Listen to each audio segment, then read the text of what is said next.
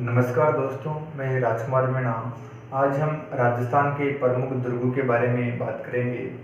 दोस्तों, जो दुर्ग होते हैं, दुर्गों का निर्माण क्यों किया गया था, इसके बारे में बात करें तो राजा, महाराजा और सामंतों ने अपने निवास और सुरक्षा के लिए खाद्य सामग्री और खजाने और अपनी प्रजा को सुरक्षित रखने के लिए इन्होंने दुर्गों का निर्माण करवाया था। और आगे बात करें तो दोस्तों, तो संपूर्ण जो भारत है, भारत में राजस्थान वह प्रदेश है जहां महाराष्ट्र और मध्य प्रदेश के बाद सर्वाधिक दुर्ग और गढ़ बने हुए हैं। और बात करें दुर्गों के बारे में तो एक गणना के अनुसार राजस्थान में 250 से भी अधिक दुर्ग और गढ़ बनी हुई है। दुर्ग और गढ़ बनी हुई है। और आगे बात करें तो भारत में महाराष्ट्र और राजस्थान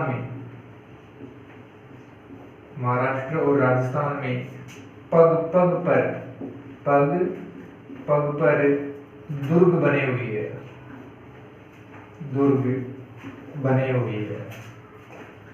दोस्तों, दुर्गों के बारे में आगे बात करते हैं। और इसे राजस्थान के संदर्भ में बात करें तो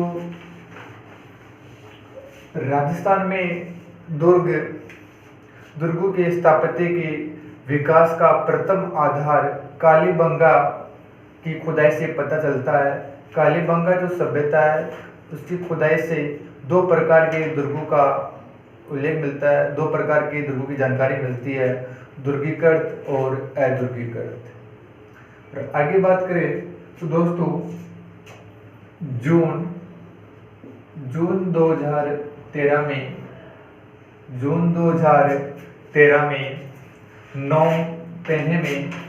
नोम पेन्हे में यूनेस्को की वर्ल्ड हेरिटेज कमेटी की एक बैठक हुई। और इस बैठक में दोस्तों वर्ल्ड हेरिटेज साइट की सूची में वर्ल्ड हेरिटेज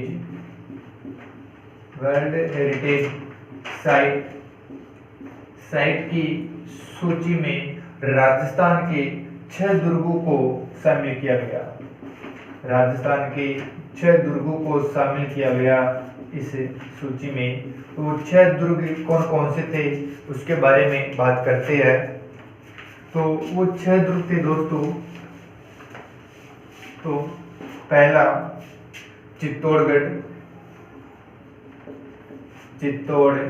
दुर्ग,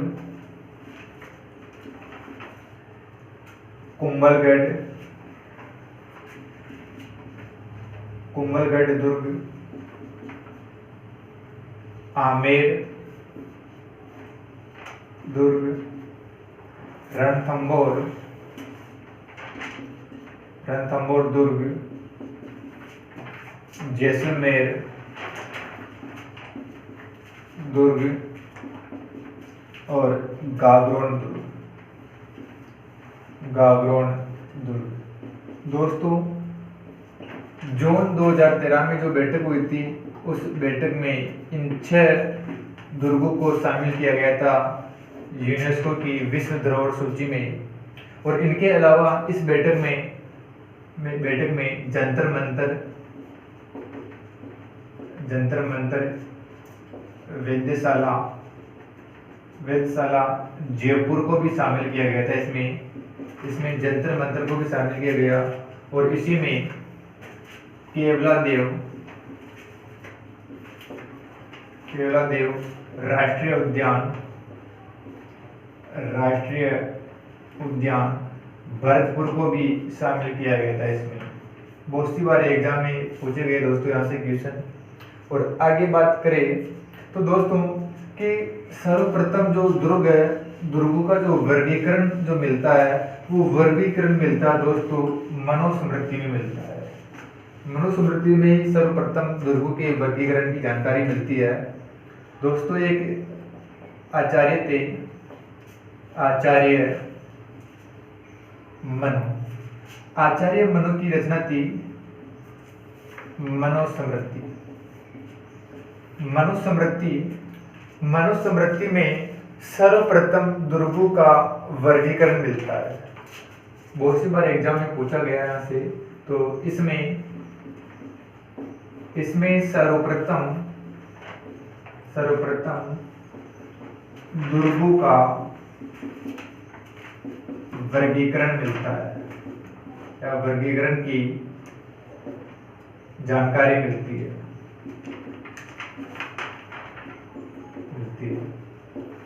दोस्तों मनुस्मृति है, मनुस्मृति में जो सर्वश्रेष्ठ जो दुर्ग माना है, सर्वश्रेष्ठ दुर्ग जो माना है, वो दुर्ग है, वो जो श्रेणी है, वो श्रेणी है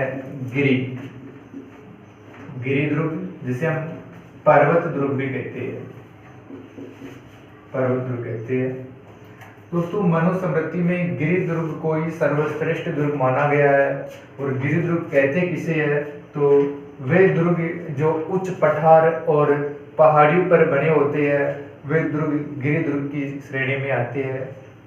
आगे बात करें तो दोस्तों एक और विद्वान हुए कौटिल्य। कौटिल्य की एक रचना है दोस्तों, नाम उसका अर्थशास्त्र। कौटिल्य के अर्थशास्त्र में 4 प्रकार के दुर्गों का उल्लेख मिलता है।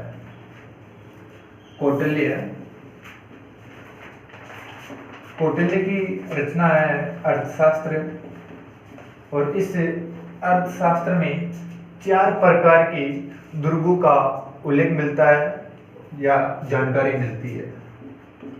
4 प्रकार के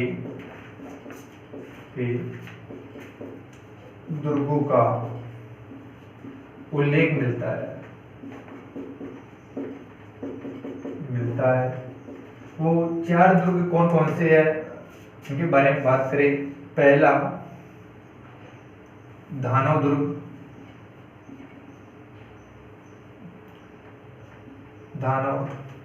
धानव या धानवन दुर्ग।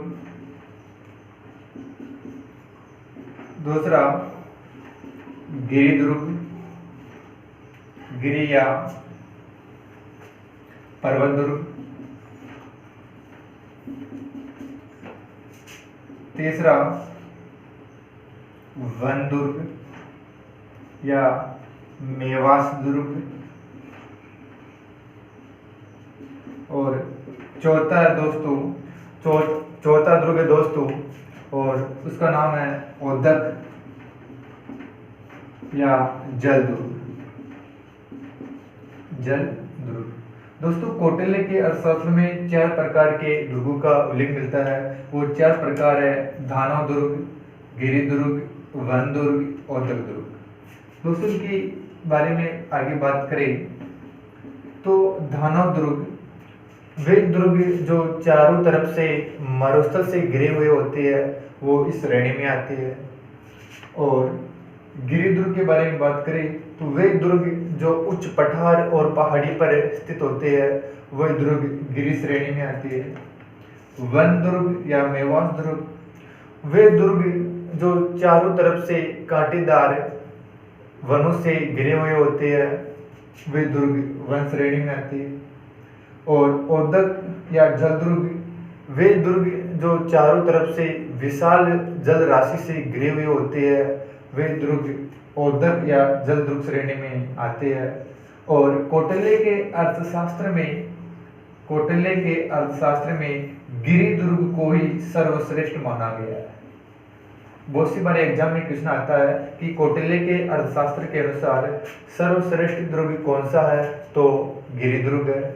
और मनुस्मृति के अनुसार कौन सा दुर्ग सर्वश्रेष्ठ है, तो वो भी गिरि दुर्ग है।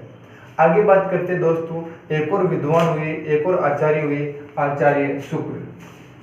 आचार्य जो शुक्र है, आचार्य शुक्र की एक रचना है दोस्तों शुक्र नीति। शुक्र शुक्र की जो रचना है शुक्र नीति। शुक्र नीति में 9 प्रकार के दुर्गों का वर्गीकरण मिलता है और वो 9 प्रकार के कौन कौन से हैं उनके बारे में बात करेंगे। लेकिन शुक्र नीति में उल्लेख मिलता है कि राज्य के 7 अंग होते हैं और उन 7 अंगों में दुर्ग भी शामिल है। इसके बारे में थोड़ा सा लिख लेते हैं दोस्तों। शुक्र नीति के अनुसार राज्य के 7 अंग होते हैं जिनमें दुर्ग भी एक है। वो 7 अंग कौन कौन से होते हैं, उन 7 अंगों के बारे में बात करते हैं। राज्य के सप्तांग। पहला राजा, दूसरा मंत्री, तीसरा सुहद, चौथा कोष, राष्ट्र, सेना और दुर्ग। दोस्तों कौटिल्य के शुक्र नीति के अनुसार राज्य के 7 अंग होते हैं जिनमें दुर्ग भी एक है। और वो 7 जो अंग होते हैं, 7 अंग कौन कौन से है? राजा, मंत्री, सुहृद, कोष, राष्ट्र, सेना और दुर्ग। आगे बात करते हैं कि इस शुक्र नीति के अनुसार जो दुर्ग होते हैं, दुर्ग 9 प्रकार के दुर्ग होते हैं। वो 9 प्रकार के दुर्ग कौन कौन से हैं उनके बारे में बात करते हैं।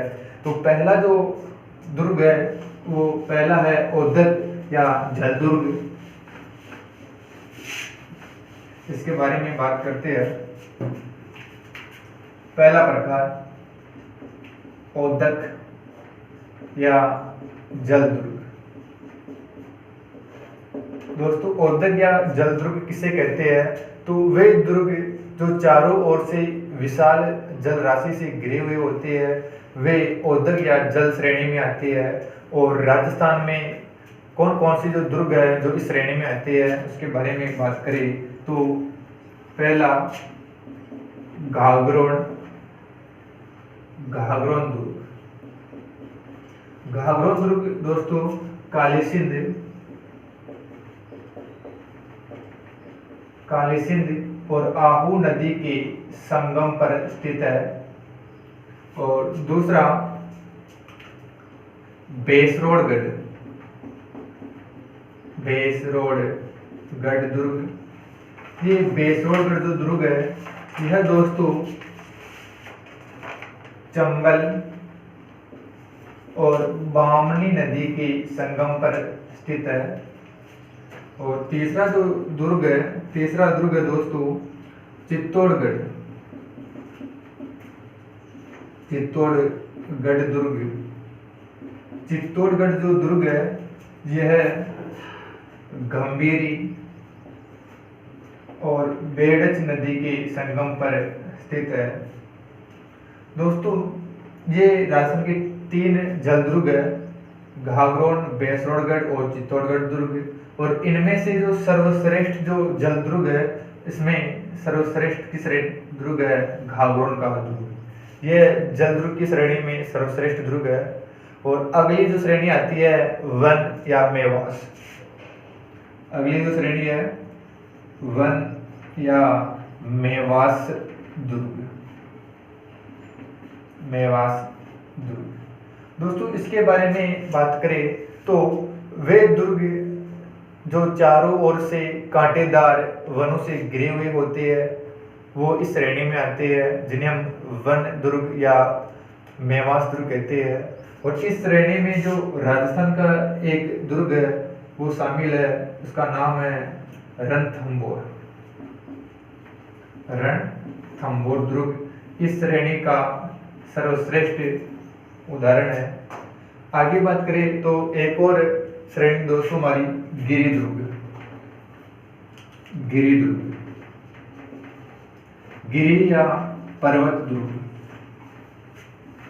पर्वत दुर्ग दोस्तों, गिरि या पर्वत दुर्ग में वे दुर्ग जो उच्च पठार और उच्च पहाड़ी पर स्थित होते हैं वे गिरि या पर्वत दुर्ग श्रेणी में शामिल है। और राजस्थान के जो अधिकांश जो दुर्ग है वो अधिकांश दुर्ग पहाड़ियों पर बनी हुई है, पर्वतों पर बनी हुई है। यानी कि हम कह सकते हैं कि राजस्थान के अधिकांश दुर्ग इस श्रेणी में शामिल है। अधिकांश दुर्ग गिरि श्रेणी में ही शामिल है। और अगली जो हमारी श्रेणी आती है, अगली श्रेणी है दोस्तों हमारी पारीक श्रेणी। पारीक के बारे में बात करते हैं। पारीक श्रेणी, पारीक दुर्ग दोस्तों, पारीक जो दुर्ग है वे दुर्ग जिसके चारों तरफ बहुत बड़ी बड़ी खाई हो वे दुर्ग पारीक श्रेणी में आते हैं।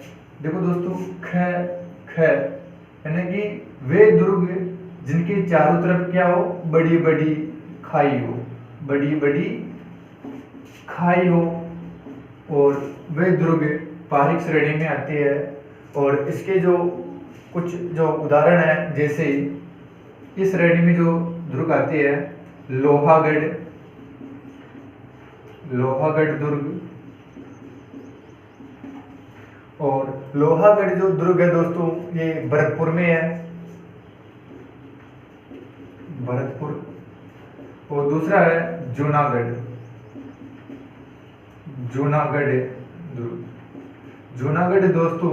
जूनागढ़ दुर्ग दोस्तों बीकानेर जिले में स्थित है।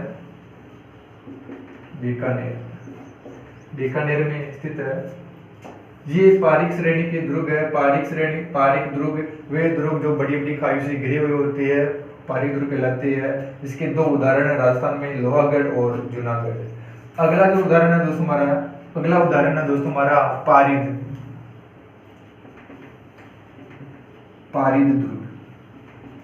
पारीद दुर्ग के बारे में बात करें तो दोस्तों वे दुर्ग जिसके चारों ओर बड़ी बड़ी दीवारें और परकोटे बने हुए होते हैं वे दुर्ग पारीद श्रेणी में आते हैं। और राजस्थान के जितने भी दुर्ग है वो सारे दुर्ग की श्रेणी में शामिल है। तो आगे बात करें दोस्तों, अगली जो हमारी श्रेणी आती है, अगली श्रेणी हमारी आती है एरन दुर्ग। एरन दुर्ग की जो श्रेणी है इसके बारे में बात करें तो एरन दुर्ग दोस्तों, एरन जो दुर्ग होते हैं दोस्तों, एरन दुर्ग वे दुर्ग जो चारों तरफ से कांटेदार वन और झाड़ियों से घिरे हुए होते हैं वे दुर्ग एरन दुर्ग की श्रेणी में शामिल है। और इसका जो उदाहरण है हमारा रणथंभौर का दुर्ग। तो रणथंभौर का जो दुर्ग है वो भी इस श्रेणी का सर्वश्रेष्ठ उदाहरण है। आगे बात करें दोस्तों, अगला जो दुर्ग है वो दुर्ग हमारा है साहे दुर्ग। साहे जो दुर्ग है दोस्तों, साहे दुर्ग शूरवीरों के लिए अनुकूल दुर्ग होता है ये। और शूरवीरों के अनुकूल दुर्ग दोस्तों, साहे दुर्ग में जो शूरवीर जो योद्धा है वो निवास करते हैं। और अगला जो दुर्ग हमारा है सैन्य दुर्ग। तो सैन्य दुर्ग में सैनिकों के लिए ऐसे दुर्ग जो सैनिकों के लिए अनुकूल होते हैं वो सैन्य दुर्ग कहलाते हैं। और सैन्य दुर्ग में चतुर सैनिक रहते हैं जो युद्ध की योजनाएं बनाते हैं। अगला जो दुर्ग है दोस्तों हमारा अगला दुर्ग है हमारा धानव दुर्ग या धानव दुर्ग दोस्तों। धानव दुर्ग वे दुर्ग जो चारों तरफ से मारुस्थल से घिरे हुए होते हैं वे धानव श्रेणी में आती है। जैसे इसकी उदाहरण है जैसलमेर, जैसलमेर का दुर्ग, और नागौर जूनागढ़, नागौर का दुर्ग, जूनागढ़ का दुर्ग, और बटनेर का दुर्ग, बटनेर का दुर्ग। ये दुर्ग धानव श्रेणी में आते हैं। और जैसलमेर का जो दुर्ग है, ये जैसलमेर का दुर्ग दानव श्रेणी का सर्वश्रेष्ठ दुर्ग है। दोस्तों थोड़ी सी बात करते हैं सैन्य दुर्ग के बारे में। सैन्य दुर्ग यानी कि राजस्थान में अधिकांश जो दुर्ग बने हुए हैं, अधिकांश जो दुर्ग है वो सैन्य दुर्ग ही है। और कौटिल्य शुक्र नीति के अनुसार जो सर्वश्रेष्ठ जो दुर्ग माना गया है, वो सर्वश्रेष्ठ दुर्ग माना गया है सैन्य दुर्ग को। सैन्य दुर्ग को ही शुक्र नीति में सर्वश्रेष्ठ दुर्ग माना गया है। बहुत सी बार एग्जाम में पूछा गया है कि मनुस्मृति के अनुसार कौन सा दुर्ग सर्वश्रेष्ठ है, गिरिदुर्ग। और कौटिल्य के अर्थशास्त्र के अनुसार किसे सर्वश्रेष्ठ माना गया, तो गिरिदुर्ग को। और शुक्र नीति के अनुसार किसे सर्वश्रेष्ठ माना गया, तो सैन्य दुर्ग को सर्वश्रेष्ठ माना गया। दोस्तों अगले वीडियो में हम बात करेंगे चित्तौड़गढ़ दुर्ग के बारे में बात करेंगे। और धन्यवाद।